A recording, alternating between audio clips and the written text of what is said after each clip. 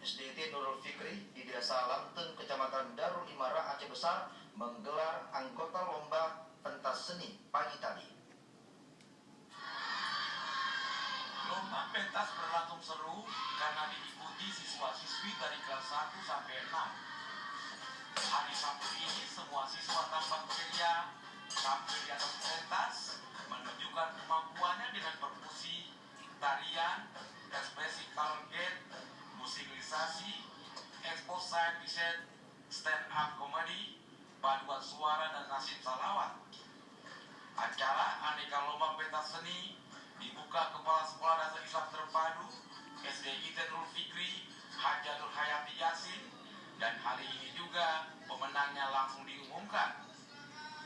Guru SDIT Nurul Fikri Aceh Minawati selaku ketua pelaksana melaporkan kegiatan ini bertujuan untuk menampung kreativitas siswa sekaligus mengarahkan siswa dalam hal meningkatkan minat baca. Dalam kegiatan ini diharapkan agar lahir anak didik yang cerdas dan memupuk rasa percaya diri. Salah satu tujuan dari acara ini adalah karena kita mengingat bahwa ini adalah ulang tahun atau milad SDIT yang ke-13. Jadi di sini di mana kita saat umur 13 itu mencari jati diri. Nah, di sini ada pun program unggulan yang telah diluncurkan yaitu Expo. Dalam hal ini ada Market Day, kemudian ada pojok-pojok, pojok baca, pojok Al-Quran, pojok matematika, dan pojok UKS. Nah, di masing-masing pojok itu mereka mengadakan kegiatannya masing-masing. Nah, kalau yang paling booming di tahun ini adalah Expo Riset, di mana ada sekitar sekitar 133 penelitian yang telah dilakukan anak-anak.